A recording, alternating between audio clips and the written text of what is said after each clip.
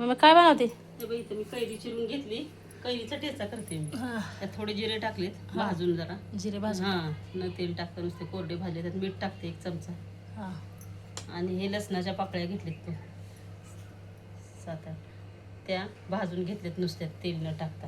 आणि या मिरच्या 4 घेतल्यात भाजून 4-5 तेल न टाकता. नुसतं कोरडं भाजले आणि कैरीचे तुकडे गेले आणि ते आता ठेचला. मस्त एकदम छान लागतो कैरीचा ठेचा. जेवणाबरोबर खायचा. खरं पाट्यावर वाटतात. तर ते पाटा त्या घरात आहे पलीकडच्या. हा, पाटा आतमध्ये ठेवलाय ना तिथं. एकदम सामान सगळं हलवल्यामुळे पाटा आता काढता येणार नाही. काढून ठेवायला पाहिजे पण आपल्याला रोज लागणार म्हटल्यानंतर. त्याच्या खाली आता तुला ठेचून झाल्यावर दाखवते. बर, बघू आपण आता हा कशा पद्धतीने मम्मी कैरीचा ठेचा करते. हे बघा कशा पद्धतीने ठेचा मम्मीनं मस्त बारीक केला तव्यातच. तयार झाला 1 नंबर. पाटा नसल्यामुळे वेळ लागला लय पण ह्याला असू दे तरी ठेचायला. राहिले पण छान लागतं. चव लागते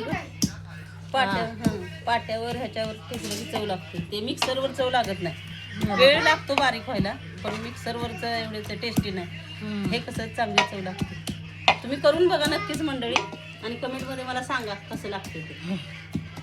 मस्तपैकी आम्ही आता दुपारचं जेवण ठेचा बरोबर करतो मस्तपैकी.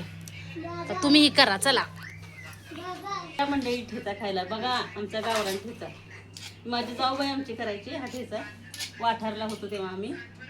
त्या आता नाही येत, त्या आता गेल्या. पण ही त्यांची आठवण मला देऊन गेली. आज आठवण आली मला त्यांची म्हणून हा ठेचा करावा म्हटलं. नक्कीच छान लागतो भाकरी बरोबर चपाती बरोबर खायला. ठेचा केलाय. ठेचा केलाय. ठेचा मस्तपैकी. कैरी हो कैरीचा सॉरी आंब्याचा नाही कैरीचा.